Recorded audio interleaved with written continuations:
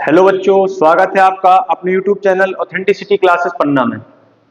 आज के इस लेक्चर में हम क्लास 10th के मैथ के चैप्टर फर्स्ट रियल नंबर का आपको वन शॉट में रिवीजन कराएंगे, या आप यूं भी कह सकते हैं कि जिस बच्चे ने पहली बार भी ये चैप्टर पढ़ रहा होगा जो भी, उससे भी बनेगा, है ना।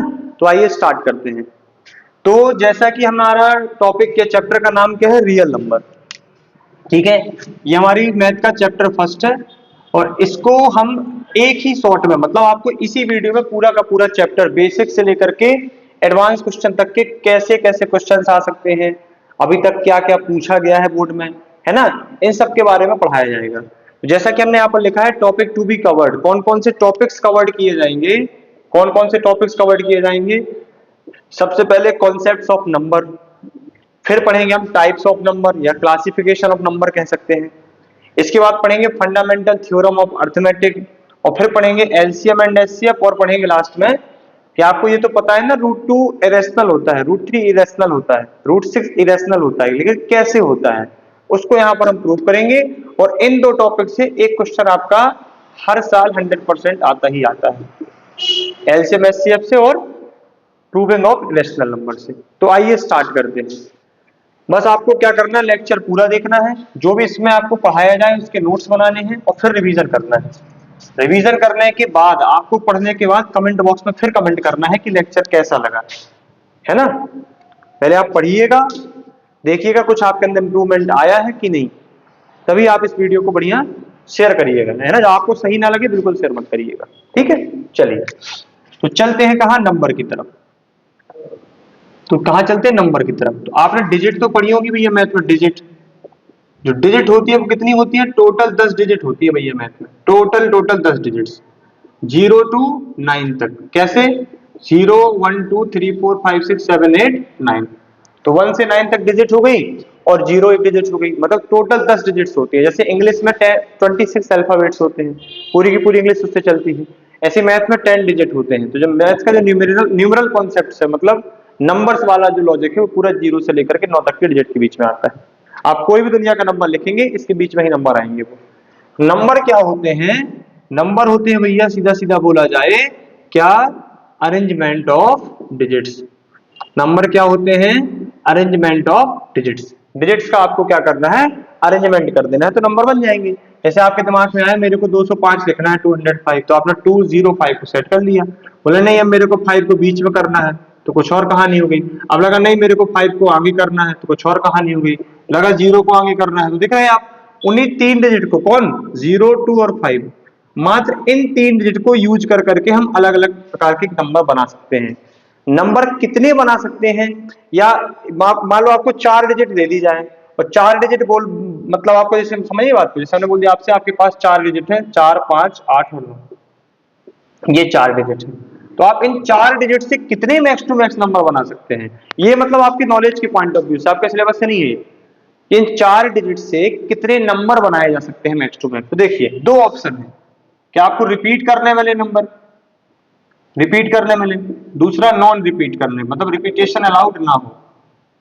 तब क्या, देखिए जब रिपीटेशन अलाउड होता है तो आपको क्या याद रखना, जितने नंबर हैं, 4 नंबर है ना, 4 डिजिट्स है, उनका देखिए ऐसा समझिएगा कि भैया 4 डिजिट का नंबर कब बनेगा, जैसे ऐसा बनेगा, ये 4 डिजिट ऐसे सेट कर दी जाए, ऐसे 4 डिजिट ऐसे सेट कर दी जाए, तो यहाँ कुछ आएगा, यहाँ कुछ आएगा, यहाँ कुछ आएगा, यहाँ कुछ आएगा। तो इस बॉक्स के पास कितने ऑप्शन हैं, 4 ऑप्शन, इनमें से कुछ भी आ सकता। दूसरे बॉक्स के पास भी 4 ऑप्शन, कुछ भी आ सकता है क्योंकि रिपीटेशन अलाउड है। इसके पास 4 ऑप्शन, इसके पास 4 ऑप्शन, सबका आप मल्टीप्लाई कर दो, 256 नंबर्स बनाए जा सकते हैं यदि रिपीटेशन अलाउड रहे इन 4 डिजिट से मिलकर के। नॉन रिपीटेशन, अब नॉन रिपीटेशन में क्या होगा भैया, जैसे एक बॉक्स, दूसरा बॉक्स, तीसरा बॉक्स, चौथा बॉक्स। आप बॉक्स का मतलब प्लेस समझ लो, जैसे पहला दूसरा तीसरा प्लेस। तो यहाँ पर आपके पास 4 ऑप्शन है मान लो, अब रिपीटेशन अलाउड नहीं है, तो जो नंबर यहाँ आ चुका होगा वो बगल में तो जाएगा नहीं, तो 3 ऑप्शन है। जो यहाँ आ चुका होगा और यहाँ आ चुका होगा वो नहीं जाएगा, तो इसके पास 2 ऑप्शन है, फिर एक ऑप्शन है। तो 24 नंबर्स बनाए जा सकते हैं 4 डिजिट से मिलकर के, लेकिन उनका रिपीटेशन अलाउड ना हो तब। तो क्लियर, ये कॉन्सेप्ट मतलब नॉलेज के लिए बताया हमने आपको। बाकी आपको समझ में आया नंबर्स क्या होते हैं, नंबर्स क्या होते हैं, अरेंजमेंट ऑफ डिजिट्स। आप डिजिट्स को अलग अलग तरीके से अरेंज करते हैं और नंबर चेंज होता जाएगा, नंबर बनता जाएगा। तो अब आते हैं हम लोग क्लासिफिकेशन ऑफ नंबर्स की तरफ। नंबर्स का क्लासिफिकेशन क्या है ना। थोड़ा सा इस लेक्चर को हम जल्दी जल्दी पढ़ाएंगे, मतलब ऐसा जल्दी भी नहीं कि आपको समझ में ना आए, लेकिन इतना रखेंगे कि आपका 3-4 घंटे का वन शॉट नहीं जाना चाहिए, 1 से 1.5 घंटे में पूरा चैप्टर कवर अप हो जाए, क्योंकि इस चैप्टर का जो कॉन्सेप्ट कंटेंट है वो वैसे भी कम है ना। चलिए अब देखते हैं क्या हम ये नंबर्स की तरफ। नंबर्स की तरफ, नंबर्स क्या होते हैं? तो नंबर्स के जो टाइप होते हैं वो सिर्फ और सिर्फ 2 होते हैं, है ना। अब कई लोग कहेंगे नहीं मैंने तो पढ़ा है real number, odd number, natural number, भैया वो अंदर आते हैं उसके। मेनली नंबर आपके 2 होते हैं, कौन से? एक होता है रियल नंबर और एक होता है इमेजिनरी नंबर। एक होता है रियल नंबर और एक होता है इमेजिनरी नंबर।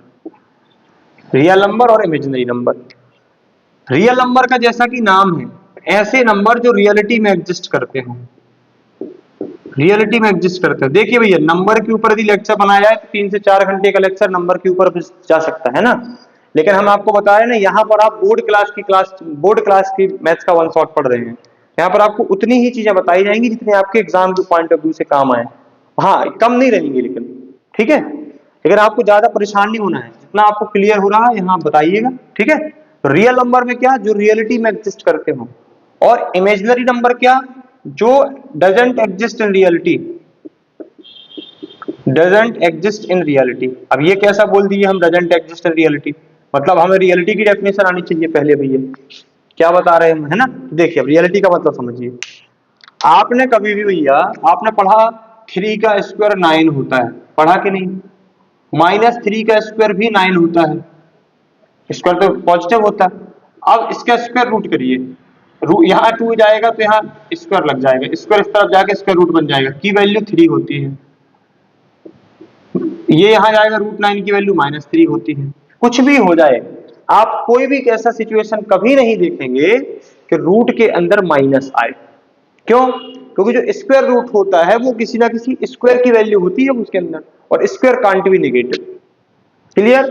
तो कब हम क्या कह सकते हैं, रूट के अंदर माइनस नहीं दिखेगा,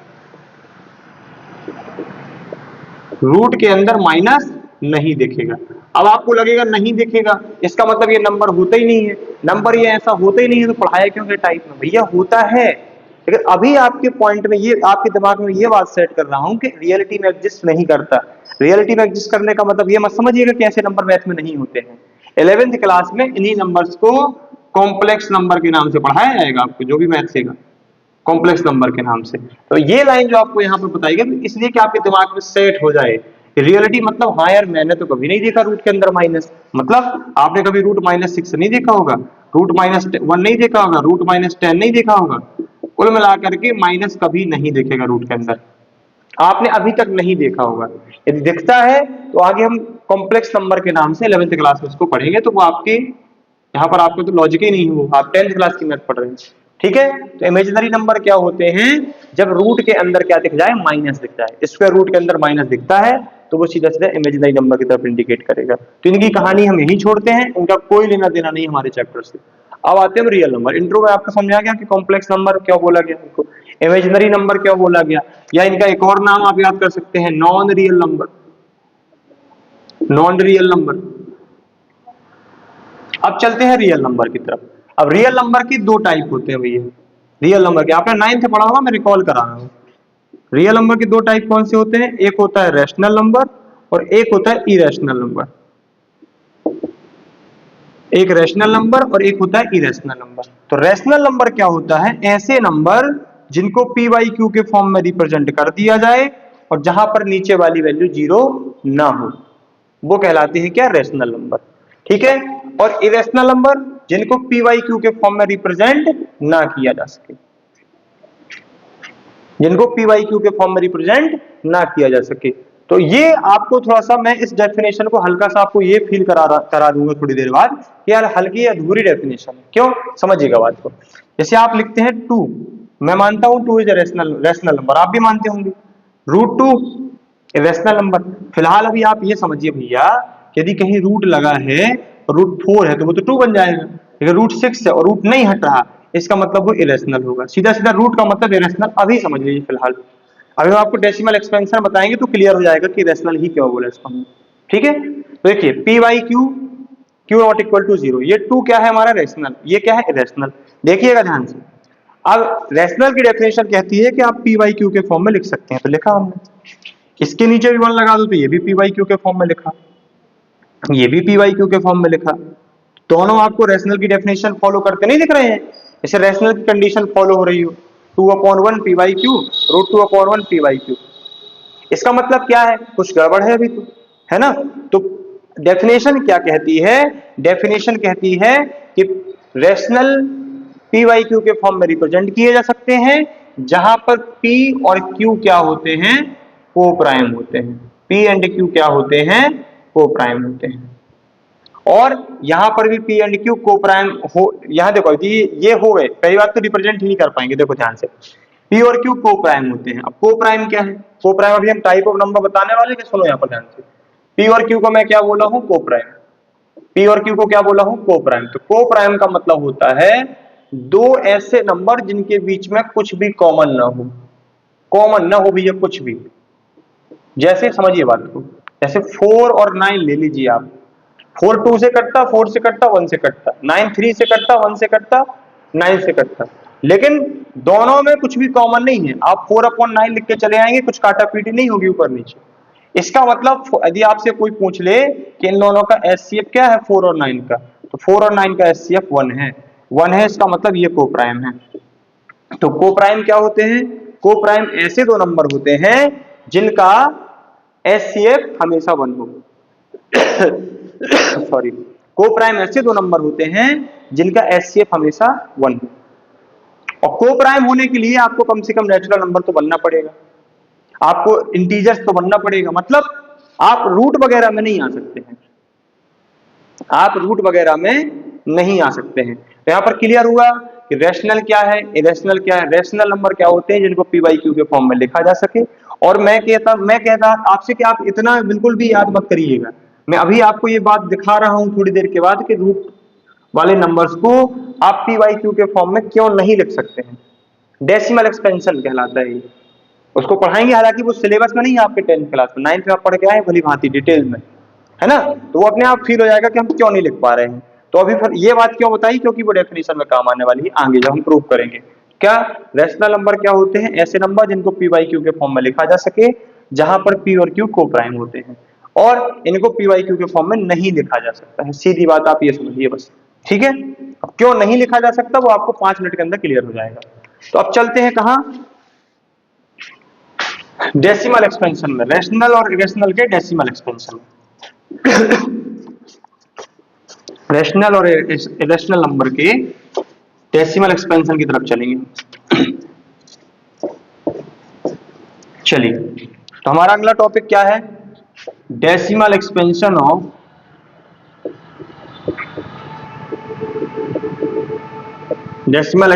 of real numbers. Real numbers के डेसिमल एक्सपेंशन पढ़ने हमको। तो ये 3 तरीके का डेसिमल एक्सपेंशन होता है इनका, ठीक है।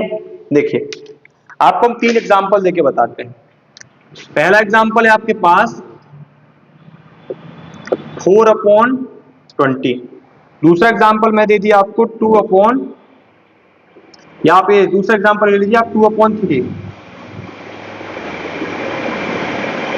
तीसरा ले लिया √2, ठीक है, या √3 ले लीजिए। ये 3 एग्जांपल ले लीजिए। अब तीनों का डेसिमल एक्सपेंशन हमको लिखना है, मतलब डेसिमल के फॉर्म में इनका आंसर लिखना है। पहले तो इसको कट किए हम, आएगा क्या 1/5। 5 का टेबल 1 में पढ़ोगे जाएगा नहीं, पॉइंट लगाओगे 10 बनाओगे तो बन जाएगा 0.2। आप 3 का 2 में डिवाइड करिए, क्या आएगा, पॉइंट लगाएंगे 6 बनाएंगे, 20 बनाएंगे, 3 6 18, फिर 20 3 6 18, फिर 20, फिर 3 6 18।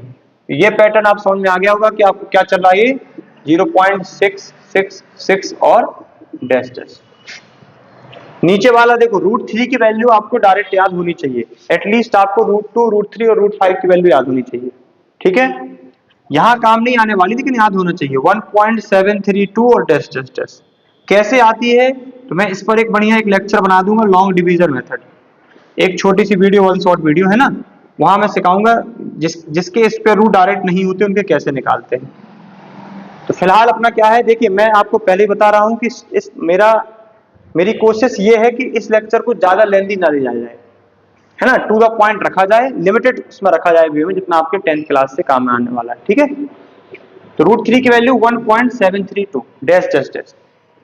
तीनों में क्या डिफरेंस है, अब कई लोगों को दिख रहा होगा यहाँ 2 है सर, यहाँ 6 है, ये डिफरेंस नहीं देखना भैया, थोड़ा सा 10th लेवल का दिमाग लेके जाओ।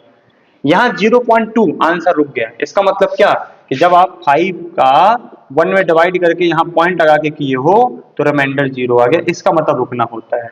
इसका मतलब यहाँ रिमाइंडर आपका 0 है, यहाँ नहीं रुक रहा मतलब रिमाइंडर 0 नहीं है, इसमें भी डैश डैश जा रहा मतलब कभी भी आप इसको सॉल्व करेंगे, हालांकि 1 से इसका डिवाइड नहीं हुआ तो रिमाइंडर की तो कहानी खत्म है, तो 0 यहाँ भी नहीं है, रुका नहीं है मतलब 0 नहीं है। जो आंसर रुक जाता है, डैश डैश डैश में नहीं जाता है, वो कहलाता है टर्मिनेटिंग। क्या कहलाता है? टर्मिनेटिंग, मतलब आंसर रुक गया। इसका आंसर डैश डैश डैश में एक्सपेंशन जा रहा है, इसको बोलते हैं नॉन टर्मिनेटिंग। क्या बोलते हैं? Non terminating. इसको भी क्या बोलेंगे? Non terminating. क्या बोलेंगे? Non terminating. तो देखिए अब पहला तो क्लियर हो रहा भैया एकदम अलग है, लेकिन सेकंड और थर्ड एक से लिख दिया हमने, नॉन टर्मिनेटिंग नॉन टर्मिनेटिंग। अब सेकंड और थर्ड में क्या डिफरेंस है? ये नॉन टर्मिनेटिंग है लेकिन एक पैटर्न को फॉलो कर रहा है भैया, 6 6 6 क्या हो रहा है? रिपीट हो रहा है। तो हम क्या ऐसा भी लिख देते हैं, आपने 9th में पढ़ा होगा 0.6 का बार, ये बार साइन कहलाता है। जितना भी नंबर्स या डिजिट रिपीट हो रहा है उसके ऊपर आप बार का साइन लगा, तो इसका मतलब ये कि 6 6 कई बार आ रहा है आगे, ठीक है। तो इसमें क्या है? Non terminating and repeating. इसमें क्या है? Non terminating and non repeating. ये नॉन टर्मिनेटिंग नॉन रिपीटिंग है, वो नॉन टर्मिनेटिंग एंड रिपीटिंग है। अब देखो, अब जनरली आप ये जानते होंगे कि पहला वाला जो नंबर है वो रेशनल है, दूसरा वाला नंबर है वो भी रेशनल है, थर्ड वाले नंबर में रूट लगा है, रूट मतलब इरेशनल है, रूट का मतलब सीधा सीधा रेशनल, ठीक है। और हम बताएंगे पीवाईक्यू के फॉर्म में नहीं लिख पाते इसलिए रेशनल है, क्यों नहीं लिख पाते वो समझ में आ जाएगा थोड़ी देर के बाद। तो ये किसकी कैटेगरी आई भैया? जिसका डेसिमल एक्सपेंशन टर्मिनेटिंग होता है उसका आंसर रेशनल ही होगा। जिसका डेसिमल एक्सपेंशन नॉन टर्मिनेटिंग होता है लेकिन रिपीट हो जाए उसका आंसर भी रेशनल होगा। हम क्या बता रहे हैं? डेसिमल एक्सपेंशन के हिसाब से रेशनल रेशनल। जिसका आंसर नॉन टर्मिनेटिंग है और नॉन रिपीटिंग है वो क्या होगा भैया? इरेशनल होगा। वो क्या होगा? इरेशनल होगा। तो क्लियर हो गया डेसिमल एक्सपेंशन, टर्मिनेटिंग और नॉन टर्मिनेटिंग, रेशनल रेशनल, ठीक है। चलिए अब ध्यान से देखिए, आपने 9th क्लास में ऐसे बहुत सारे क्वेश्चन लगाए होंगे कि आपको टीचर बोलते थे कि x की वैल्यू आप ले लो क्या 0.9999 डैश डैश डैश और कहते थे पीवाईक्यू के फॉर्म में लिख के दिखाओ, बोलते थे कि नहीं? क्या कभी आपने 9th में आपको याद ही नहीं होगा कि आपने कहीं ऐसा क्वेश्चन पढ़ा भैया? क्या ऐसा क्वेश्चन पढ़ा कि आप इसको पीवाईक्यू के फॉर्म में लिख के दिखाओ? नहीं पढ़ा होगा ऐसा नीचे वाला सेकंड वाला। क्यों? देखिए इसमें हम क्या करते थे, इसमें हम करते थे आप देख लेते थे कि भैया 0.9 के ऊपर बार का साइन लगा दीजिए, ठीक है। आप 10 का मल्टी कर देते साइड में, 10 का मल्टी यहाँ किया तो ये हो गया 0.99, इसके दो ले लिए हमने और भी ले लीजिए 9 एक्सपेंड कर दिए मान लीजिए, फिर आप करते रहे होंगे ऐसे 9.999 और 10x, फिर इसको आप तोड़ते रहे होंगे 9 प्लस 0.999, ठीक है। अब इसको लिखने के बाद आप क्या करते थे? देखिए अब आपको लगा होगा, देखिए अब आप यहां पर कहीं ना कहीं x बना लेते थे, इसमें हम कहीं ना कहीं से इसको x बना दे। देखिए तो ये जो वैल्यू है पॉइंट, ये x की वैल्यू है, देखो 0। अभी आप ये नहीं सोचना कि 5 9 कहां से आ गया, अनलिमिटेड है मेरे पास 0.9999 क्या होगा यहाँ पर? ये वाली वैल्यू आगे जाएगी x बन करके, तो 10x में से x माइनस हो जाएगा बराबर 9, तो 9x बराबर 9, तो x बराबर आ गया 1। मैं ये नहीं कहता हर जगह 1 आएगा, लेकिन आया 1। जैसे कहीं कुछ और आएगा तो कुछ और इसका अपॉन में आंसर जाएगा, लेकिन आंसर जाएगा, उसका आंसर जाएगा, मतलब अपॉन में यानी पीवाईक्यू के फॉर्म में आंसर आएगा। लेकिन कब आया? जब वो रिपीटेशन में आया तब आया। अब यदि यही क्वेश्चन नॉन रिपीटेशन में होता, रैंडमनेस होती इसमें, तो क्या ये वाला टर्म्स आप यहां तक तो पहुंच जाते? क्या इसको x बना पाते, कुछ लिख पाते क्या आप? ना। जब आप इसको कुछ लिख नहीं पाएंगे तो ये वाली वैल्यू यहां जाके कैंसिल कैसे होगी, माइनस कैसे होगी इसके साथ? ये एक्सपेंशन यही रुका रहेगा और आप कभी इस लूप को सॉल्व नहीं कर पाएंगे मैथमेटिकली। इसलिए क्या, जिसका decimal expansion non terminating and repeating होता है उसको भी हम पीवाईक्यू के फॉर्म में लिख ले जाते हैं, इसलिए इसको बोलते हैं रेशनल। तो जो है वो तो दिख ही रहा है, ये 0.2 तो दिख ही रहा भैया, कैसे लिख सकते हैं आप, कैसे 2/10 लो लिख गया, क्लियर। लेकिन अब आप सोचो कि इसको कैसे लिख दिया, तो भैया इसको डायरेक्ट नहीं लिख सकते, आपके दिमाग में आए मैं ये दिमाग में लगा दूं 0.99999 डैश डैश, सर ने बताया था पॉइंट की जगह हटा करके 1 लगाओ और फिर आप कर दो 0.000 डैश डैश डैश, तो ये हो जाएगा गलत। ऐसे नहीं करते, इनको करने की मेथड ये होती है जो आप 9th क्लास से पढ़ के आए हैं। तो अपना टॉपिक यहाँ पर ये नहीं है डेसिमल एक्सपेंशन, अपना टॉपिक ये था कि आप कैसे कह सकते हैं एक नॉन रिपीटिंग और नॉन टर्मिनेटिंग का जो रिप्रेजेंटेशन है वो पीवाईक्यू के फॉर्म में नहीं हो सकता। वो बात मैंने बताने के लिए आपको इतनी कहानी बताई है। तो यहाँ पर आप क्या समझ गए, रैशनल इरेशनल को। बाकी आपको याद कैसे रखना है, रैशनल की सीधी सीधी पहचान क्या है, उसमें रूट नहीं रहेगा, पॉइंट पॉइंट सब चलेंगे, माइनस रहेगा लेकिन रूट नहीं रहेगा। इरेशनल में क्या रहेगा, कहीं ना कहीं रूट दिख जाएगा आपको, मतलब वो इरेशनल है। ठीक है, तो चलिए अब चलते हैं कहाँ, थोड़े से कुछ और नए नंबर्स आपको बता दें। नए क्यों, आप बचपन से पढ़ते हैं, इवन ऑड ये सब ये आते हैं, इनसे एक एमसीक्यू आता है पेपर में, और वो एमसीक्यू मतलब आप ये सोच लीजिए कि आना ही आना है, एक पैटर्न टाइप का सेट हो जाता है। ठीक है, तो चलिए देखते हैं। तो अगला टॉपिक क्या है हमारा, हमने आपको क्या बता दिया, नंबर्स बता दिए, नंबर का ये बता टाइप्स बता दिए। अब थोड़ा दो टाइप हो गए, रियल और इमेजिनरी। रियल के अंदर रैशनल इरेशनल। अब रैशनल के अंदर बहुत सारे टाइप होते हैं, कौन कौन, जैसे आपने देखा होगा ऑड नंबर, आपने देखा होगा इवन नंबर, आपने देखा होगा नेचुरल नंबर, आप लोगों ने देखा होगा होल नंबर, ये सब सुने होंगे आप। आप सोचेंगे ये क्यों पढ़ा रहे हैं, क्योंकि ये छोटी छोटी मिस्टेक्स कहीं ना कहीं आपकी एक नंबर डुबा लेके जाती हैं एमसीक्यू में। होल नंबर, इसके बाद कंपोजिट नंबर, इसके बाद प्राइम नंबर, इसके बाद को प्राइम नंबर, इसके बाद को प्राइम हो गया इंटीजर्स। ये कुछ आपके नंबर्स हो गए, ये सब रैशनल की कैटेगरी में आते हैं, अभी आपको देखते देखते समझ जाएंगे। तो देखिए ऑड नंबर क्या होती है, जिनकी यूनिट डिजिट क्या हो, यूनिट डिजिट क्या हो 1 3 5 7 9। इवन क्या होते हैं, जिनकी यूनिट डिजिट में क्या हो, ये 0 ये इतने होने चाहिए, 0 2 4 6 8 ये यूनिट डिजिट होनी चाहिए। या इवन की एक और सीधी सीधी डेफिनेशन होती है डिविजिबल बाई 2, 2 से कटेंगे, क्योंकि हमेशा इवन रहेंगे, इवन नंबर कोई भी ऐसा दुनिया में नहीं है जो 2 से ना कटता। तो इवन नंबर 2 से कटेंगे ही कटेंगे। आते हैं नेचुरल नंबर की तरफ। नेचुरल नंबर क्या होता है भैया, 1 2 3 dash dash dash infinity, 1 2 3 4 counting पढ़ते हैं ना, तो इससे हम इसको क्या बोल देते हैं, काउंटिंग नंबर। होल क्या होते हैं, वो 0 से शुरू होते हैं, 0 1 2 3 4 इन्फिनिटी, इसमें भी आप काउंटिंग लिख सकते हैं। क्यों, अब काउंटिंग में ये आ जाता है कि आप पॉइंट में नहीं लेंगे, अपॉन में नहीं लेंगे, रूट वगैरह का तो सवाल ही नहीं उठता है, क्योंकि रियल के अंदर है। मतलब आपसे पूछे 3.2 इज अ होल, नो भैया होल नहीं है ना। तो 3.2 पॉइंट नहीं आना, इसका काउंटिंग से ऐसे याद रहेगा ना, हम काउंटिंग हमेशा ऐसे पढ़ते हैं 4 5 6 7 8 9 10 ऐसे। तो ये काउंटिंग लिखने का मतलब ये है।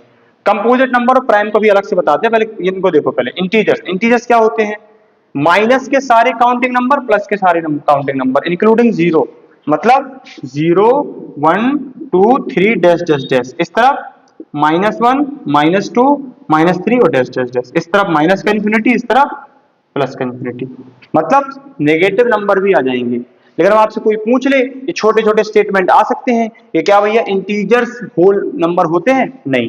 क्या सारे होल इंटीजर्स होते हैं, बिल्कुल, क्योंकि इसी के अंदर आते हैं। क्या होल नंबर नेचुरल होते हैं, नहीं। क्यों, होल में थोड़ी नेचुरल आएंगे, क्योंकि 0 कहां लाओगे, लेकिन सारे नेचुरल होल होते हैं, क्योंकि इसके अंदर है, देखो यहां से लेके नेचुरल। क्लियर, तो ये हो गए। अब चलते हम कहां, सबसे इंपॉर्टेंट नंबर आपके कंपोजिट, प्राइम और को प्राइम, जहां से एमसीक्यू आता है। ये इवन ऑड नहीं पूछेंगे, वो तो आप खुद समझ पा रहे हो, इवन ऑड क्या पूछेंगे आपसे।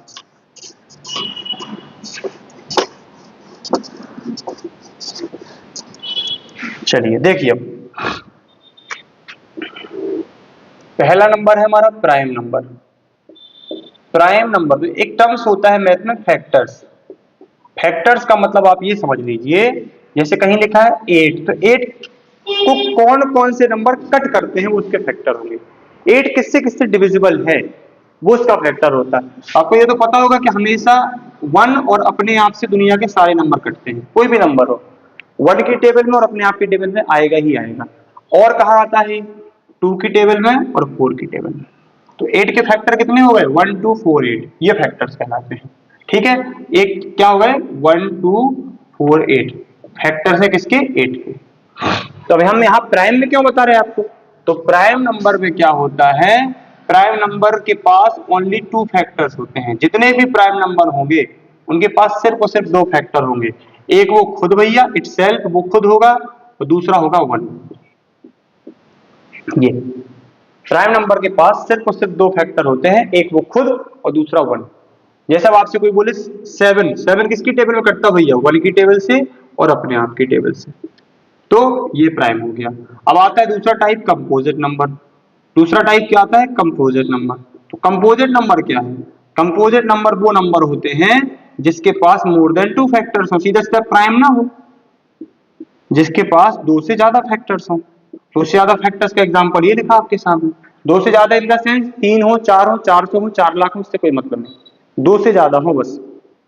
ठीक है, तो आप ये बताइए भैया, क्या हम ये कह सकते हैं कि इवन नंबर हमेशा कंपोजिट होंगे? क्यों? उनको 2 से तो कट नहीं कटना है ना, 2 से तो कट नहीं कटना है, अपने आप से तो कटेंगे ही कटेंगे, 1 से तो कटेंगे ही, 3 फैक्टर तो होंगे ही होंगे उनके पास। ठीक है, लेकिन एक बात याद रखिएगा, क्या? 2 इज ओनली इवन प्राइम। तो क्या है भैया? ओनली इवन प्राइम नंबर है। छोटी छोटी बातें पेपर में पूछ ली जाती हैं, आपसे बोल देगा कि आप एक इवन कंपोजिट नंबर और एक स्मॉलेस्ट प्राइम नंबर का एचसीएफ बताइए, 1 मार्क्स से पूछ लेगा।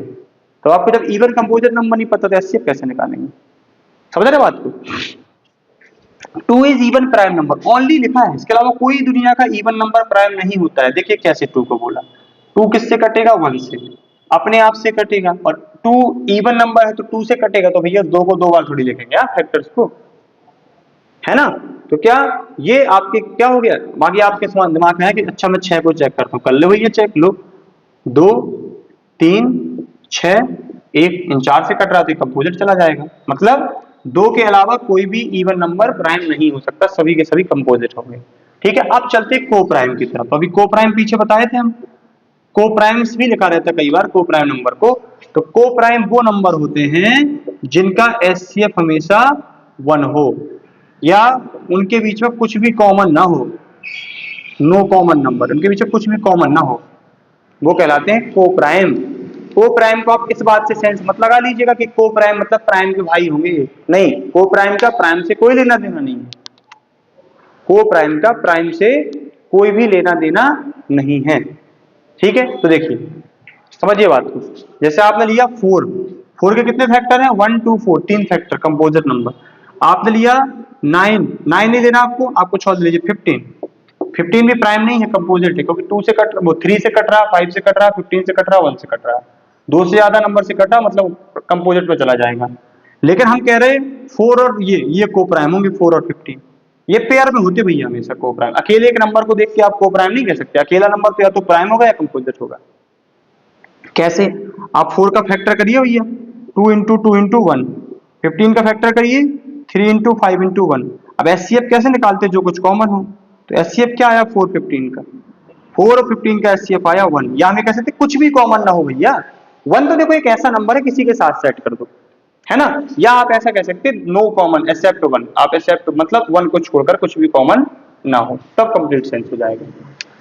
तो यहाँ पर आपको को प्राइम क्लियर हो गया। तो हमने क्या बताया भी आपको कि नंबर्स क्या होते हैं, डिजिट्स क्या होते हैं, रेशनल क्या होता है, इरेशनल क्या होता है, डेसिमल एक्सपेंशन क्या होता है। डेसिमल एक्सपेंशन के हिसाब से रेशनल इरेशनल क्यों बताया गया? देखिए डेसिमल एक्सपेंशन एक बहुत अच्छा टॉपिक है। हमने बताया ना आपको कि आप नंबर्स के ऊपर 4 से 5 घंटे या 10 घंटे का लेक्चर भी पढ़ो तो कम, लेकिन हमें यहाँ क्या पढ़ना है? बोर्ड ओरिएंटेड क्लास है, आपके बोर्ड एग्जाम्स में क्या क्या आने वाला है, या आपके सिलेबस में कौन कौन से पार्ट्स कवर किए गए हैं, कंटेंट कवर किया गया। मैं सिर्फ उन्हीं कंटेंट या उन्हीं कॉन्सेप्ट्स को यहाँ पर आपको पढ़ा रहा हूँ। ठीक है, तो अब हम चलते हैं कहाँ? फंडामेंटल थ्योरम ऑफ अरिथमेटिक की तरफ। फंडामेंटल थ्योरम ऑफ अरिथमेटिक तो ये क्या कहती है? Every composite number can be expressed as the product of primes, या प्राइम नंबर्स कह सकते हैं। मतलब हर एक कंपोजिट नंबर को हर एक कंपोजिट नंबर को आप इस ऐसे फॉर्म में रिप्रेजेंट कर सकते हैं, prime 1, prime 2, prime 3 and dash dash. मतलब कैसे, जैसे मान लीजिए आपके सामने आया 9, आपने 9 को तोड़ा, 9 को फैक्टराइज किया, 9 को फैक्टराइज किया क्या, तो 3 3 जा 9, 3 3 जा वो 3 1 जा 3, और ये कैसे लिखा आपने 9 को, 3 इंटू 3 इंटू 1। तो ये क्या है भैया, प्राइम नंबर। ये क्या है, प्राइम नंबर। 1 क्या होता, ना ही प्राइम और ना ही कंपोजिट। तो आपको ये पता होगा कि ये 1 जो होता है मतलब ना ही प्राइम ना ही कंपोजिट। इसको गलत कर दिया मैं, ना ही प्राइम होता ना ही कंपोजिट होता। इसका मतलब क्या, आपको 1 लिखने की जरूरत वैसे भी नहीं है भैया, आप नहीं लिखते तो भी ये कंप्लीट है। 9 इक्वल टू क्या, 3/3 यानी 3 इंटू 3। क्या दुनिया की कोई नंबर का फैक्टर ऐसा आएगा 3 इंटू 3 ऐसा, हमेशा 9 का ही आएगा। तो ये फैक्टर कैसा होता है, अपने आप में यूनिक होता है भैया, और ऑर्डर से कोई मतलब नहीं है। ऑर्डर का सेंस आप ये समझ लीजिए, जैसे आपने 15 को डिकोड 15 को तोड़ा, क्या आएगा, 3 5 जा 15, 5 ये।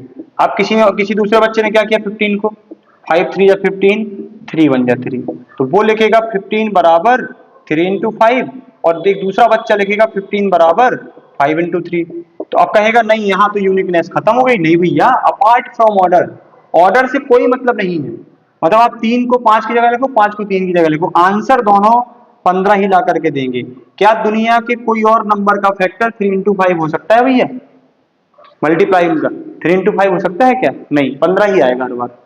इसका मतलब क्या, कि फंडामेंटल थ्योरम ऑफ अरिथमेटिक कहती है कि आप एक कंपोजिट नंबर को प्राइम नंबर के फॉर्म में तोड़ सकते हैं, मल्टी के फॉर्म में, प्रोडक्ट के फॉर्म में। और जो ऑर्डर के जो उनका आंसर आएगा वो हमेशा अपने आप में यूनिक रहेगा, और ऑर्डर से कोई मतलब नहीं है। कोई भी नंबर आगे पीछे लिखा है कोई फर्क नहीं पड़ता। क्लियर। ये देखिए, ये सब चीजें हम बता रहे हैं ना, आप आधी से ज्यादा ये सब फैक्टर वेक्टर 6 क्लास से पढ़ रहे हैं, लेकिन इस नाम से पता नहीं होगा तो आप घबराएंगे कुछ नया पढ़ाने वाले हैं सब, है ना। तो ये रहा फंडामेंटल थ्योरम ऑफ अरिथमेटिक। चलिए अब इसके बाद हम देखते हैं क्या, इसके बाद आते हैं हम कहा, एलसीएम और एचसीएफ की तरफ, और फिर सीधे चलेंगे कहा हम, एलसीएम और एचसीएफ के बाद सीधे चलेंगे आपका सबसे इंपॉर्टेंट जो क्वेश्चन बताया था ना, कि आप ये हम ये प्रूव करके दिखाएंगे √2 इरेशनल क्यों है। ठीक है, चलिए तो अब चलते हैं कहा, एलसीएम एंड एचसीएफ की तरफ। तो समझिएगा भैया ध्यान से, एलसीएम और एचसीएफ क्या है, दोनों में फर्क क्या है, कब हमें मैथ में एलसीएम लगाना चाहिए, कब एचसीएफ लगाना चाहिए। एलसीएम का पूरा नाम होता है least common multiples, least common multiples. HCF का नाम होता है हाईएस्ट कॉमन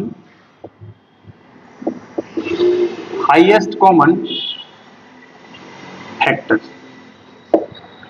ठीक है, अब मल्टीपल का मतलब आप ये समझिए, जैसे हमने मान लीजिए आपके पास नंबर दिए 2, 8 और 16, यहां भी नंबर दिए 8 और 16, मान लीजिए अभी ये 2 नंबर लिए। ठीक है, हमने कहा इनका एलसीएम निकालो, तो आप कैसे निकालते थे भैया, आप करते थे यूं, 2 8 16। मैं इतना मान के चल रहा हूं कि आपसे एलसीएम बनता होगा, निकालते नहीं बनता तो भी सीख जाएंगे।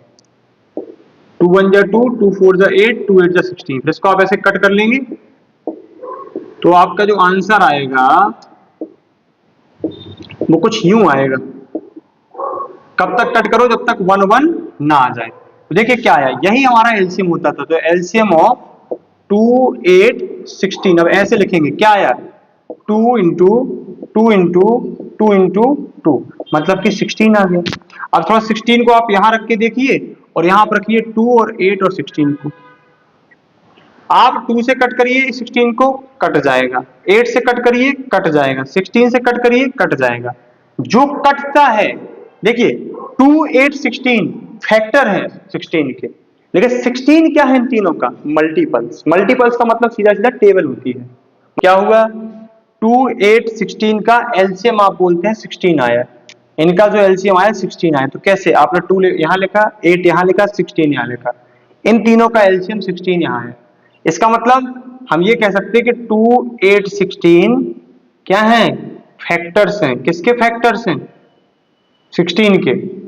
2 8 16 फैक्टर्स हैं, लेकिन 16 क्या है, ये वाला 16 मल्टीपल्स है। किसका मल्टीपल्स है, 2 के टेबल में भी आता, 8 की में भी आता, 16 के में भी आता।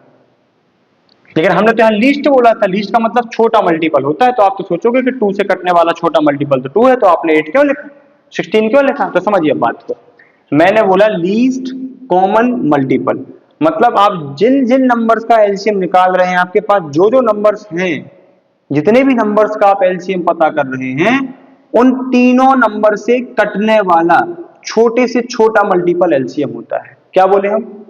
आप जितने भी नंबर का एलसीएम निकाल रहे हैं, जितने भी नंबर का एलसीएम निकाल रहे हैं, उन नंबर से कटने वाला एक कॉमन नंबर आप ढूंढिए, वो छोटे से छोटा भी हो और तीनों का मल्टीपल भी हो।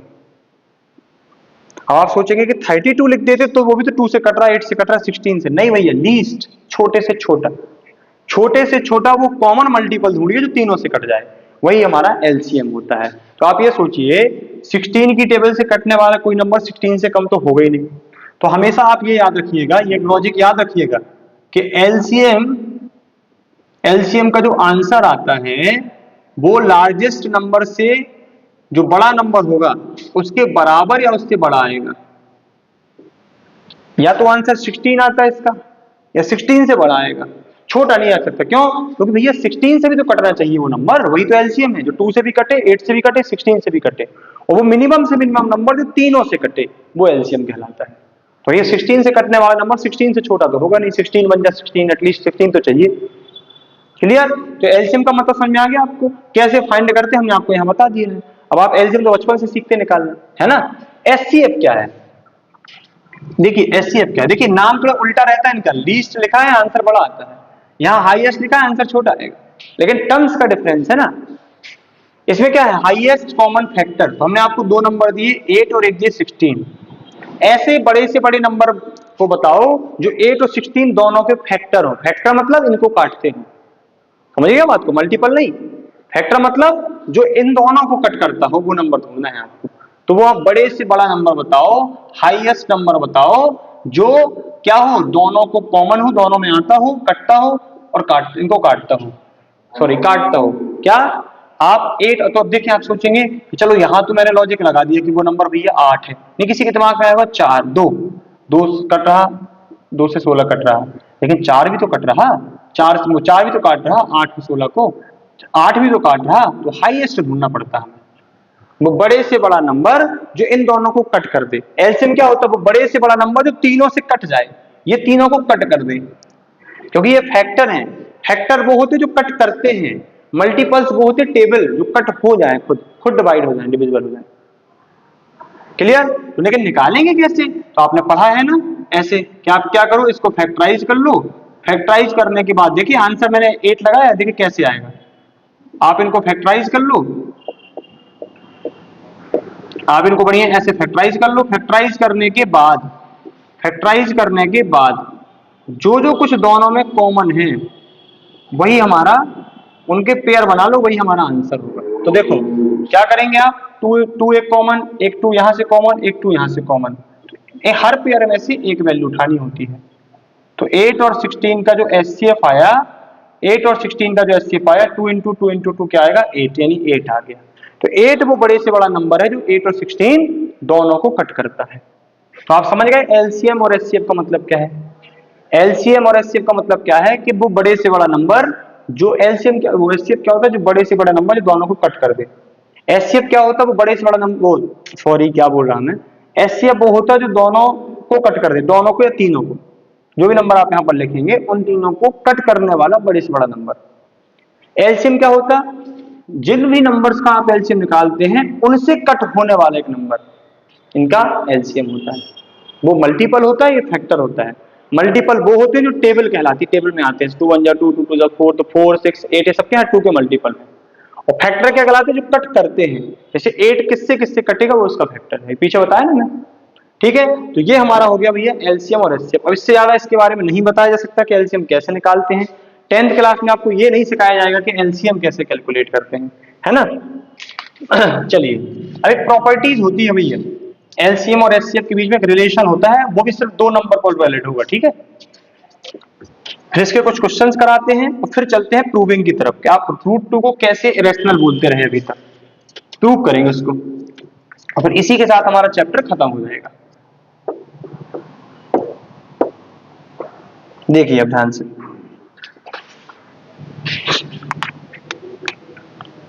रिलेशन होता है किसमें भैया, एचसीएफ एंड एचसीएफ में, relation between LCM and HCF. क्या होता है वो रिलेशन, देखिए,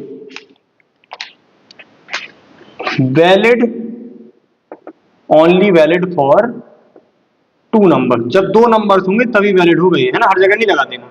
क्या, LCM into HCF equal, LCM into HCF equal product of two numbers, LCM into HCF बराबर प्रोडक्ट ऑफ टू नंबर्स। मतलब आप कोई दो नंबर ले लीजिए, उनका एलसीएम निकालिए, उनका एचसीएफ निकालिए और फिर उन नंबर्स का मल्टी कीजिए, तो ये वेरीफाइड हो जाएगा। मतलब जैसे मान लीजिए हमने आपके सामने नंबर दे दिया भाई 816, 816 का एलसीएम क्या होगा, वो बड़े से बड़ा नंबर, वो छोटे से छोटा नंबर, तो दोनों से कटे तो 16 है। एचसीएफ क्या होगा 816 का, वो भैया 8 होगा। अब क्या करें, एलसीएम 16, एचसीएफ 8, तो रखो वैल्यू 16 इंटू 8, इसको निकाल के रख लो। नंबर का मल्टी, नंबर है 8 और 16, तो 8 और 16 दोनों का मल्टी देख ली बराबर आने वाला है। देखिए दोनों का मल्टी बराबर आने वाला कि नहीं, ये 128 128, तो ये है प्रॉपर्टीज। अब ये प्रॉपर्टीज काम कैसे आएगी, तो देखिए अब ध्यान से, अब आपसे बोलेगा वो क्वेश्चन कैसे आएंगे, क्वेश्चन कैसे आएंगे, क्वेश्चन इसमें ये आएगा कि एलसीएम और एचसीएफ का रेशियो दे दे, हो सकता है वो आपसे, एलसीएम और एचसीएफ का रेशियो है 2:3, एलसीएम और एचसीएफ का रेशियो दे दे 2:3, और नंबर का जो प्रोडक्ट है, प्रोडक्ट दे दे आपको वो 600, कह दे फाइंड द नंबर, ऐसे क्वेश्चन घुमाएंगे वो आपसे। दूसरा आपसे बोलेंगे कि आपके सामने दो नंबर दिए गए हैं, X square Y cube, B दिया गया आपके सामने एक्स वाई स्क्वायर, फिर कह देंगे एलसीएम फाइंड करो, कह देंगे एचसीएफ फाइंड करो, एलसीएम और एचसीएफ का रेशियो फाइंड करो, ऐसे क्वेश्चन दे देंगे एलसीएम एचसीएफ से। ठीक है, तीसरा क्वेश्चन आपसे बोलेंगे एलसीएम निकालो आप किसका, कंपोजिट का, कौन से कंपोजिट का, स्मॉलेस्ट कंपोजिट का, स्मॉलेस्ट कंपोजिट नंबर का एंड स्मॉलेस्ट प्राइम का। आप क्या निकालो, एलसीएम निकालो, उसी का एचसीएफ निकालो और फिर उसी का रेशियो बताओ। ये एमसीक्यू वाले क्वेश्चन है ना, इनको ज्यादा टाइम नहीं देना है, जितना कम से कम टाइम पे हम कर पाएंगे उतना ही हमारे लिए बेहतर होगा। ठीक है, तो चलिए देखें हम, तो हमारे पास फॉर्मूला क्या आ गया, एलसीएम इंटू एचसीएफ बराबर होता है प्रोडक्ट ऑफ टू नंबर। देखिए पहले क्वेश्चन को, एलसीएम और एचसीएफ का रेशियो 2:3 दिया, तो हमने नंबर क्या लेट कर लिए, नंबर लेट कर लिए 2x और 3x, मैं ज्यादा डिटेल नहीं लिख रहा हूं यहाँ पर। तो क्या होता है प्रॉपर्टीज, दोनों नंबर का मल्टीप्लाई बराबर प्रोडक्ट, तो प्रोडक्ट तो सीधा दिया गया 600, कैसे दिया वो उसकी प्रॉब्लम है। अब आप इसका मल्टी कर लीजिए, 6 को कट कर लीजिए, 100x², x बराबर आ जाएगा √100 बराबर आ जाएगा प्लस का 10। अब आप सोचेंगे माइनस का 10 क्यों नहीं आया, तो भैया माइनस में दोनों होगी तो माइनस माइनस कट जाएगा वो, तो आप रेशियो वगैरह बनाएंगे। ठीक है, तो x की वैल्यू यहां पर आ गई 10, x की वैल्यू यहां पर 10 आ गई, x 10 आ गया तो आप यहां पर रखिए 2 इंटू मतलब 2 इंटू 10, तो एक नंबर आ गया आपका 20, 3 इंटू 10 दूसरा नंबर आ गया आपका 30, तो नंबर आपके आ गए 20 एंड 30, ये रहा हमारा आंसर। फिर ऑप्शन के हिसाब से देख लेना पड़ता है ना, हो सकता है ऑप्शन में ना दे वो 20 30, -20 -30 दे, तो वो कट पिट के वहीं हो जाएगा। ठीक है, दूसरा देखें, ए दिया आपको इतना, बी दिया इतना, कह रहा है एलसीएम और एचसीएफ पता करो। तो देखो अभी हम एलसीएम निकालते थे इकट्ठा करके, अब देखना पहले हम तोड़ के दिखाते हैं आपको, x, इसको तोड़ के लिखो आप एक्स स्क्वायर को, क्या x into X, Y into Y into Y, ये रहा ए, बी लिखेंगे आप x y इंटू वाई। देखिए एलसीएम कैसे निकालना होगा, समझिए बात को, ए और बी का एलसीएम, ए और बी के एलसीएम का हम देखो, आपको थोड़ा सा एलसीएम में क्या करना होता है, आप सोचेंगे नहीं सर हमने तो वैसे पढ़ा इकट्ठा करके, हम अलग अलग से एलसीएम निकालना सिखा रहे हैं आपको। आप क्या करेंगे, जो कुछ कॉमन है उसको एक बार लिखिए, जो कुछ कॉमन है उसको एक बार लिखिए, उसको एक बार लिखिए, जो कुछ कॉमन नहीं है, देखो जो कुछ कॉमन है उसको एक बार लिखिए इंटू वाई, जो कुछ कॉमन नहीं है उसको भी लिख दीजिए। क्या नहीं आया? एक्स और वाई नहीं आया दोनों में, तो एक्स वाई लिख दीजिए। इसको भी छोड़ना नहीं होता एलसीएम में। जो कुछ कॉमन है उस पेयर में से एक को लिखिए, जो बचा है वो भी लिखिए। तो फाइनली आंसर क्या आया हमारा? एक्स स्क्वायर वाई क्यूब, ये हमारा एलसीएम आ जाएगा। और एचसीएफ क्या होगा? एचसीएफ किसका? ए और बी का। एचसीएफ क्या होगा? जो जो कुछ कॉमन है उसको उठा लो, बस ये एचसीएफ होता है। एक्स एक उठाया, एक वाई उठाया, एक और वाई उठाया, तो क्या आ गया? X Y square. अब कह रहा है इनका रेशियो बताओ भैया, है ना? तो अब वीडियो को पॉज कर करके इसको क्या लिखते चलिएगा, है ना? चलिए, अब कह रहा है इनका रेशियो बताओ, एलसीएम और एचसीएफ का रेशियो बता दो हमें, कोई दिक्कत नहीं। तो एचसीएफ देख लिया करो किसका रेशियो पूछा, पहले एलसीएम बोला है तो पहले एलसीएम लिखेंगे, रेशियो एलसीएम, ऑर्डर का फर्क पड़ जाता है आंसर में। X square Y cube, ratio का मतलब सीधा सीधा अपॉन होता है, तो एक एक्स कट गया और ये वाई चला गया, सीधा सीधा क्या बचा? एक्स वाई बचा भैया। एक्स वाई रेशियो 1, नीचे कुछ नहीं बचा तो 1 तो लिखना होगा। एक्स वाई रेशियो 1 हमारा आंसर आ जाएगा। अब ये थोड़ा सा जब क्वेश्चन बहुत अच्छा घुमा के आएगा तब दे दिए जाते हैं एमसीक्यू। ये एमसीक्यू है, इतना जल्दी करना होगा आपको। हाँ, क्वेश्चन नहीं है, ज्यादा से ज्यादा 2 नंबर में आएगा। देखो, एक हम आपको टाइप कवर करा रहे हैं, पूरा क्वेश्चन पूरा आपको बुक नहीं सॉल्व करा रहे हैं, टाइप। इसके बाद एक लेक्चर में कोशिश करूंगा कि एनसीईआरटी के सॉल्यूशन पे डाल दिए जाए, पूरे एनसीईआरटी लाइन बाय लाइन, ठीक है?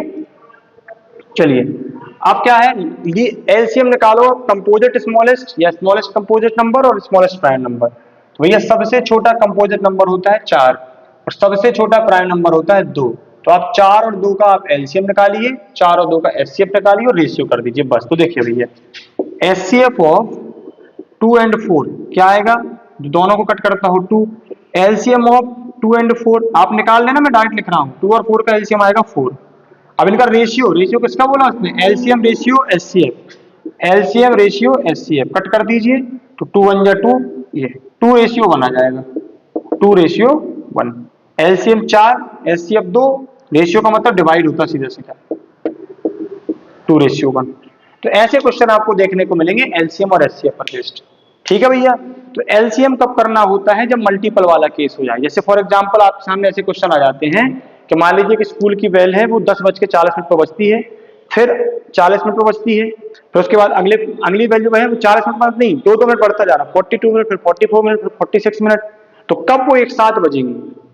ऐसे कुछ क्वेश्चन आ जाते हैं। तो मैं क्या करूंगा, मैं आपसे बता रहा हूं, जो भी इसके एक्स्ट्रा क्वेश्चन है, ये जो आपका लेक्चर है भले ही 1 शॉट है, लेकिन इस लेक्चर में सारे के सारे कॉन्सेप्ट्स और हर एक कॉन्सेप्ट के 2 से 3 क्वेश्चन ही कवर करा सकते हैं, नहीं तो लेक्चर बहुत ही ज्यादा लेंथी चला जाएगा, ठीक है? तो और इसके बाद एक लेक्चर आपका प्रैक्टिस वाला जाएगा, प्रैक्टिस सेट करके या पीवाईक्यू करके कि क्या अभी तक 4-5 साल में इस चैप्टर से पूछा गया है, तो वो क्वेश्चन करा दिए जाएंगे, ठीक है? मैं चाहूं तो इसी में आपको पूरा का पूरा चैप्टर कवर करा दूं फर्स्ट लेक्चर में ही। दिक्कत क्या होगी कि आप जब 3 से 4 घंटे लेक्चर देखें तो आपको वर्थलेस नहीं लगेगा, आपको लगेगा बोरिंग बहुत ज्यादा, ठीक है? तो ये हो गया। अब भागते हैं कहाँ हम, सीधा सीधा इरेशनल कैसे कोई भी नंबर हो सकता है, तो आप इसको अब तक नोट करिए।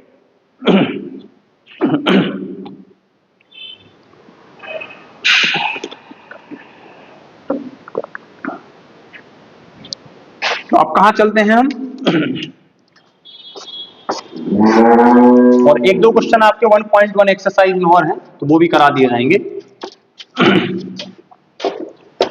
1.1 1.2 में ज्यादा से 4-5 क्वेश्चन है तो वो हम करा देंगे करते हैं ना। चलिए, अब आप हम सबको ही जानता है कि √2 इरेशनल है, √3 इरेशनल है, √5 इरेशनल है, √7 इरेशनल है, √x इरेशनल होगा, √a इरेशनल होगा। तो मैं आपको एक क्वेश्चन करा रहा हूं, उस क्वेश्चन को बड़े ध्यान से समझिएगा, उसकी थ्योरी मैंने कैसे लिखी, क्या किया, उसको ध्यान से आपने समझ लिया तो आपके कहीं ना कहीं 3 से 4 नंबर बोर्ड में क्लियर हो गए, ठीक है? तो हमारा ये है कि prove that √2 is irrational number, prove that √2 क्या है, इरेशनल है। आपको अभी तक पता था कि √2 इरेशनल होता है, आज हम प्रूव करेंगे कि √2 कैसे इरेशनल होता है। तो देखिए, एक मैथ में मेथड होती है, method of contradiction. Contradiction method क्या कहती है कि मान लीजिए आपसे कोई बोलता है कि ये मार्कर है, तो आप थोड़ी देर के लिए मान लो कि ये मार्कर नहीं है, आप मान लो कि ये मार्कर नहीं है और आप अपने आप को गलत प्रूव कर दो, अपने आप को गलत प्रूव कर दो कि ये मार्कर नहीं है। इसका मतलब मान लीजिए आपके पास ऑप्शन 2 ही है मार्कर का होना। अब आप ये नहीं सोचना कि मैं प्रूव कर दूंगा मार्कर नहीं है तो हो सकता है पेंसिल निकले, ऐसा नहीं। यहां पर हमारे पास सिर्फ दो ऑप्शन है, इरेशनल और रेशनल। आपसे वो बोल रहा है कि आप प्रूव करिए कि रूट टू इरेशनल है, तो हम क्या लिखेंगे, let us assume contrary that, let us assume contrary that, contrary मतलब उल्टा, let us assume contrary that, language का बहुत इंपॉर्टेंस है इस टॉपिक में खासकर, रूट टू इज रेशनल। देखो भैया हमें पता है कि रूट टू रेशनल है, लेकिन हम उल्टा मान के चलेंगे कि रूट टू रेशनल नंबर है। रूट टू रेशनल नंबर है तो हम अपने आप को कहीं ना कहीं गलत प्रूव कर देंगे, गलत प्रूव कर देंगे तो रेशनल नहीं होगा तो क्या होगा, इरेशनल। अब अभी फिलहाल तो आप रूट टू को रेशनल कह रहे हैं, जब आपने रूट टू को रेशनल कहा तो रेशनल की प्रॉपर्टीज को फॉलो करेगा। क्या रूट टू रेशनल की प्रॉपर्टीज क्या होती है, पी बाई क्यू के फॉर्म में आप रिप्रेजेंट कर सकते हैं, नीचे वाली वैल्यू जीरो नहीं होती है, और अभी पीछे बता के आए हैं कि पी और क्यू क्या होनी चाहिए, कोप्राइम्स।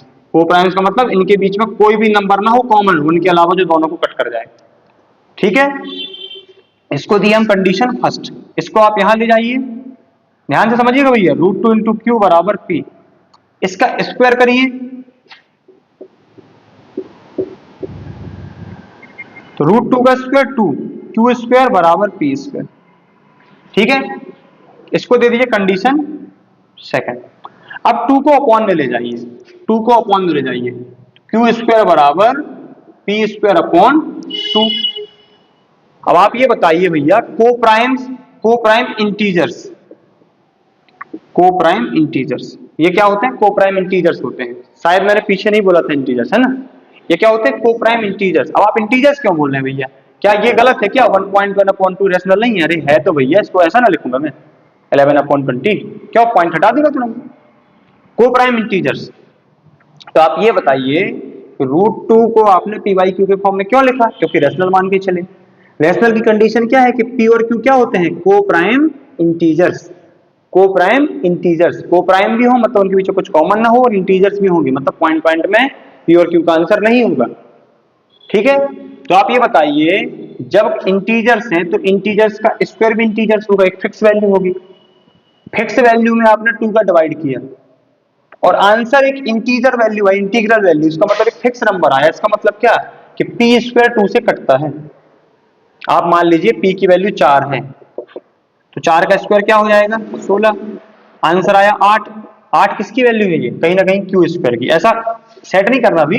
इसका मतलब क्या कि आपने एक पी क्या है, इंटीजर्स, इंटीजर्स क्या बताया हमें, counting number, fix point point की नहीं, उसमें आपने इसका स्क्वायर किया तो वो क्या होगा, वो भी इंटीजर्स आएगा, उसमें 2 का डिवाइड किया और आंसर में देखा क्यू आ रहा, क्यू का स्क्वायर, तो क्यू भी इंटीजर्स था, उसका स्क्वायर भी इंटीजर्स होगा, मतलब एक फिक्स नंबर आया। तो कोई नंबर किसी नंबर से कटता है और उसका आंसर कुछ फिक्स आ जाए, पॉइंट में नहीं आए, इसका मतलब वो डिविजिबल है। जैसे आप 9 डिवाइडेड बाई 3 कर दो, 18 डिवाइडेड बाई 6 कर दो, तो 6 3 जा 18 3 आया, लेकिन 19 डिवाइडेड बाय 8 कर दो आप, तो आपको कुछ पॉइंट में आंसर आएगा 2.3 के समथिंग, तो हम क्या देते भैया, डिविजिबल नहीं है। लेकिन यहाँ तो पॉइंट वाला केस नहीं है, क्योंकि पी और क्यू क्या है, पी और क्यू इंटीजर्स है, पी और क्यू इंटीजर्स है, तो क्या निकल के आया कि Q square equal P square upon 2, इसका मतलब क्या भैया, P square is divisible by 2, P square is divisible by 2, P square 2 से कटता है। और एक थ्योरम होती है मैथ में, यहाँ याद करके चल सकते कि कोई नंबर का यदि स्क्वायर किसी नंबर से कटता है तो वो नंबर कटेगा ही कटेगा, कहीं भी आप चेक कर लीजिए। जैसे 81 9 से 81 3 से कटता है तो इसका ये 9 का स्क्वायर है, तो 9 भी 3 से कटेगा ही कटेगा, ऐसा हो ही नहीं सकता कि ना कटे। क्या p square is divisible by 2, तो हम लिख सकते हैं p is also divisible by 2, p को 2 से कटना ही पड़ेगा। अब इस स्टेटमेंट को मार्क करके रखिए, कभी आगे काम आने वाला है, p 2 से कटता है, ठीक है, कोई दिक्कत नहीं। अब एक तीसरा इंटीजर हम r लाएंगे, लेट p इक्वल 2r। अब देखिए कैसे पहचानेंगे कि p के बराबर रखना, यहां पर देखिए 2 किस तरफ लगा, 2 किस तरफ लगा, q वाले की तरफ, तो यहाँ p जो अकेला रहे उसकी तरफ रखना है, ऐसे याद रखिएगा, जो अकेला रहे p है, यहाँ पर कोई ABC से लगाता है इसको, p की वैल्यू क्या रखी है आपने 2r, और r भी यहाँ पर क्या है, r भी इंटीजर से भैया, इंटीजर है r, मतलब एक फिक्स नंबर है, पॉइंट पॉइंट वाला नहीं, रूट वाला है, r इंटीजर है, और 2r किया। अब क्वेश्चन में 3 होता तो 3r करते, 6 होता तो 6r करते, डिविजिबल बाई 6 आता, नंबर चेंज होते जाएंगे बस। तो अब आप इसको रखो कहाँ, इक्वेशन सेकंड में, तो आपने रखा, क्या रखा इक्वेशन सेकंड में, देखिए भैया 2q स्क्वायर बराबर p की जगह p की वैल्यू डाली 2r का स्क्वायर, तो 2q स्क्वायर बराबर 2 का स्क्वायर 4 और r स्क्वायर, 2 से इसको कट कर दीजिए आप, 2 को अब अपॉन में ले आइए, q स्क्वायर अपॉन 2 बराबर r स्क्वायर। तो यहाँ भी वही सिचुएशन कि q स्क्वायर एक इंटीजर है, r स्क्वायर एक इंटीजर है, इंटीजर डिवाइडेड बाय इंटीजर बराबर इंटीजर। इसका मतलब q square is divisible by 2, इसका मतलब q square is divisible by 2। जब किसी नंबर का स्क्वायर कटता है तो नंबर भी कटेगा, q is also divisible by 2। अब देखिए भैया कहानी उल्टी हो एकदम से, कैसे? हमने √2 को रैशनल कहा था, माना भैया कहा था, √2 को रैशनल कहने के साथ साथ p बाई क्यू को क्या कहा था? को प्राइम इंटीजर, मतलब पॉइंट में नहीं होने चाहिए, कोई दिक्कत नहीं। को प्राइम का मतलब होता है जिनके बीच में एक के अलावा कुछ भी कॉमन ना हो, अभी पीछे बताया था, जिनका एचसीएफ हमेशा 1 हो। लेकिन यहां देखिए p किससे डिविजिबल है? 2 से। q किससे डिविजिबल है? 2 से। मतलब p and q both are divisible by 2, both are divisible by 2, दोनों 2 से कटते हैं, मतलब इनके बीच में 2 कॉमन आ गया, जबकि ये को प्राइम थे। क्या लिखेंगे? p and q are not be coprime, ये को प्राइम नहीं होंगे भैया। और जब ये नहीं होंगे को प्राइम इंटीजर्स, ये को प्राइम इंटीजर्स नहीं होंगे, तो ये जब ये को प्राइम इंटीजर्स नहीं होंगे तो ये इस कंडीशन को फॉलो नहीं करेंगे। मतलब ये किस कंडीशन को? रैशनल वाली कंडीशन को। मतलब हम गलत हो गए, हम गलत हो गए। ये रैशनल को फॉलो नहीं करेंगे तो किसको करेंगे? दो ही ऑप्शन है नंबर के पास, या तो तुम रैशनल बनो या रैशनल बनो। तो हमारा मानना यहाँ गलत हो गया, हमने इनको कहा था को प्राइम, जबकि ये को प्राइम नहीं है। क्या लिखेंगे? So our assumption is wrong, our assumption found to be wrong, found to be wrong. हमारा assumption क्या पाया गया भैया? रॉन्ग पाया गया। और जब हमारे मानना हुआ गलत हो गया तो हमने इसको रैशनल कहा था। जब इसको रैशनल कहा था तो हेंस उल्टा कर लिख दो भैया, √2 इज एन इरेशनल नंबर। तब √2 क्या निकल के आता है कि √2 एक रैशनल नंबर है।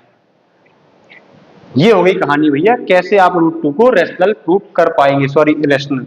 क्या किया हमने यहाँ पर? आपने नंबर को लिया, नंबर को आपने उल्टा माना, √2 को रैशनल मान के रैशनल की कंडीशन लगाते गए। आपने देखा कि यार ये को प्राइम में लेट करके चला था, ये को प्राइम तो निकले नहीं, इनके पीछे 2 कॉमन आ रहा। और जब 3 का क्वेश्चन आएगा तो 3 रख के लगा लेना, 8 का आएगा तो 8 रख के लगा लेना। अब स्टैंडर्ड वालों के में क्या करने लगे इस टाइम? वो इस टाइम आपके बोर्ड एग्जाम में क्या होने लगा है, यहाँ पर 2 की जगह डाल देंगे x, क्या आप घबरा जाओ। आपके पास डाल देंगे 10, आपके पास डाल देंगे 6, आपके पास डाल देंगे a, आपके पास डाल देंगे b, ऐसे। क्या आप इसको देख के घबरा जाओ? भैया इससे क्या करना हमें, वो एक नंबर की तरह ट्रीट करो ना आप उसको, कोई वो नंबर और ऐसे लिखते चलो बस, लैंग्वेज में कोई फर्क नहीं आना, आंसर यही आएगा, कोई दिक्कत नहीं। ठीक है, तो आप ये वाले क्वेश्चन कर लीजिएगा अलग अलग। अब थोड़ा सा मिक्स वाले क्वेश्चन बताते हैं कैसे, देखिए। देखिए मैंने ये √2 वाला क्वेश्चन कराया है, लेकिन आप ये समझ लीजिए कि मैंने सारे के सारे नंबर्स को इरेशनल प्रूव करने की टेक्निक आपको सिखा दी है। अब आप ये नहीं कहिएगा कि सर √3 का आ गया, आपने तो √2 का कराया था, है ना, या √a का आ गया, √b का आ गया, कुछ भी आ सकता। अब एक और टाइप का क्वेश्चन इसका कैसे बनता है, कॉम्बिनेशन वाला। 3 + 2 √5 को कहे गया बताओ इरेशनल प्रूव करके दिखाओ, प्रूव करो 3 + 2 √5 इरेशनल है। अब ये तो भैया फिक्स वाला ऐसा क्वेश्चन हो गया कि 3 + 2 √5, अभी मैंने √5 को सिखाया है यार, अब 3 और 2 कहाँ जाएंगे? तो देखिए कोई दिक्कत नहीं, ये क्वेश्चन दो तरीके से आता है। यदि 2 मार्क्स का आएगा, 2 मार्क्स में आएगा कि prove that 3 + 2 √5 is an irrational number, it is given that, मतलब आपको ये दिया गया है, it is given that √5 is irrational, ये आपको दिया गया है कि √5 इरेशनल है। अब आप सोचेंगे क्यों दे रहा है, ये तो हमको पता है भैया, अपने से कुछ नहीं मानना पड़ता है मैथ में, है ना, इमोशंस नहीं लगाने पड़ते अपने कि यार मेरे को तो पता है, फिर तुमको ये भी पता है कि ये भी इरेशनल है तो मत करो प्रूव, काफी खाली छोड़ के चले आना, है ना। तो अपने से कोई नहीं लगाना लॉजिक। देखो 3 + 2 √5 को इरेशनल दिखाना है और आपको ये दिया गया है कि √5 इरेशनल है, ये क्यों? तो देखिए कुछ ना कुछ लॉजिक समझिए आप। अब वही हम लाइन लिखेंगे, let us assume contrary that, let us assume contrary that क्या 3 + 2 √5 इज रैशनल, रैशनल है तो रैशनल की कंडीशन को फॉलो करेगा भाई। पी और क्यू क्या है? को प्राइम्स। अब ये लाइन तो आप रट लेना उनको लिख लिख के, को प्राइम इंटीजर्स। अब देखिएगा ध्यान से, आप पी वाई क्यू को रैशनल कह रहे हैं, ठीक है। तो देखिए पी वाई क्यू के पास आप 3 को माइनस करके ले जाइए, क्या बचा 2√5। अब √5 का जो 2 है उसको अलग करके यहाँ अपॉन में ले जाइए, क्या बचा p अपॉन क्यू -3। अब ध्यान से देखिए p अपॉन क्यू क्या है रैशनल, रैशनल 3 क्या है रैशनल, रूट नहीं लगा तो रैशनल में से रैशनल माइनस होगा तो भी रैशनल। 1/2 क्या है रैशनल, मतलब ओवरऑल ये देखा जाए, ये माना नहीं जाए, ये क्लियर है, फैक्ट है, क्या आप सोचे मैं मान के चल रहा हूं, नहीं, ये आपको दिख रहा है कि ये रैशनल नंबर है। और √2 को इरेशनल हम जानते हैं होता है, लेकिन ये क्वेश्चन में भी दिया गया है कि आप √2 को कैसे लेके चलें एज ए रेशनल नंबर। आप देख लो भैया, क्या ये कहानी है, दुनिया के कोई ऐसे नंबर है दो कि जो रैशनल हो और एक इरेशनल हो, दोनों बराबर हो जाए? कभी नहीं हो सकता ऐसा कि एक इरेशनल नंबर एक रैशनल नंबर को इक्वेट कर जाए, जो यहाँ गलत हो गया। अब आप सोचेंगे यार गलत करने के नंबर मिलते हैं, हाँ मिलते हैं, लेकिन ये गलती भी गलत तरीके से ही करना है, सही तरीके से गलती करनी है। मतलब सोचिए आप गलत करने के नंबर मिलेंगे आपको, कि आप अपने आप को गलत दिखा दें, है ना। ये नहीं कि आप पढ़े नहीं, कि आप पढ़े नहीं तो मैं तो गलत हूँ, पढ़ते नहीं हूँ, बात का तो नंबर आएंगे अपने आप, ऐसा नहीं, इसको गलत दिखाना, ये मेथड है। तो आपने देखा कि ये रैशनल है, ये इरेशनल है, तो क्या कि एक rational number, a rational number can't be equate irrational, एक इरेशनल को कभी भी इक्वेट नहीं कर सकता। So our assumption is wrong, और जब हम रॉन्ग है तो भैया ये सही है, कौन 3 + 2√5 एक क्या है इरेशनल नंबर है। क्लियर। अब दूसरा तरीका मैं क्या बता रहा था, यदि यही क्वेश्चन 5 मार्क्स में आएगा तो आपसे क्या बोलेगा, आपसे बोलेगा prove that 3 + 2√5 is an irrational number, ये नहीं लिखेगा। अब आप क्या करेंगे, आप इतना सही सॉल्व करके आएंगे तो आपकी मार्किंग हो जाएगी 2/5, क्योंकि आप बताओ 6, 7, 8 लाइन के 5 नंबर आपको कौन देगा एग्जाम में। तो आप क्या करेंगे, आपको पता है कि √5 को हमें रैशनल दिखाना होगा, तब ये दोनों गलत होंगे। तो पहले क्या करेंगे, पहले आप ढूंढिए कि इसमें रूट क्या है, आपने देखा क्या रूट का 5 है, तो पहले √5 को पिछले वाले क्वेश्चन की तरह जो √2 का लगवाया पूरा का पूरा इरेशनल प्रूव करिए आप एक पेज में, पूरे 1-1.5 पेज जितने में भी आए उसको इरेशनल दिखाइए। फिर इरेशनल दिखाने के बाद फिर उसको लेकर के चलिए और फिर से इसको सॉल्व करिए, तब जाकर के आपको 5 मार्क्स मिलेंगे। समझिएगा बात को क्या बोला। एक तरीका ये कि क्वेश्चन ऐसा दिया रहेगा और कह देगा कि √5 को आप रेशनल मान लो, it is given that √5 is a rational number, is an rational. यहाँ आप लिख के आंसर आ जाएंगे, 2 नंबर 2 से 3 का आएगा। पूरा 5 में आएगा तो क्या, अब आपको यही हैबिट रहेगी कि मैं ये सर ने बताया था मिक्स वाले ऐसे कर लिया करो, रूट वाले नंबर एक साइड, बिना रूट वाले एक साइड, रेशनल बराबर इरेशनल ना दिखा करके चले आना बस, ऐसा नहीं। क्या आपको ये जिसमें जो भी रूट आए, यहाँ √5 है, √3 हो सकता है, √10 हो सकता है, a हो सकता है, b हो सकता है, z कुछ भी हो सकता है, कुछ भी यहाँ पर आ जाए, तो आप सबसे पहले उस नंबर को इरेशनल दिखाओ पीछे वाली मेथड, जैसे हमने √2 को प्रूव किया यहाँ से पूरा यहाँ तक, उसको पहले सॉल्व करो, फिर लेकर के चलो और फिर यहाँ से पूरा सॉल्व कर दो। मतलब अब आपके लिए मान लीजिए एक वर्क में आप एक क्वेश्चन लगा लीजिएगा, जैसे हमने आपको बता अभी पीछे प्रूव कराया है कि √2 क्या है इरेशनल नंबर, तो आप ये लगा लीजिएगा कि 3 + 7√2 या 3 - 7√2 को आप इरेशनल दिखाना है आपको। क्या होगा, आप पहले √2 की प्रैक्टिस कर लीजिएगा कि √2 आप कैसे सॉल्व करेंगे। सबसे पहले आप √2 को इरेशनल प्रूव करेंगे, सबसे पहले √2 को इरेशनल दिखाएंगे या शो करेंगे या प्रूव करेंगे, उसके बाद इस क्वेश्चन को पूरा इसकी तरह सॉल्व कर देंगे 3 - 7√2 और लिख करके पूरा सॉल्व कर देंगे। तो लगभग 2 पेज में इसका आंसर जाएगा, तब आपको जाकर के कहीं 5 मार्क्स एग्जाम में मिलेंगे।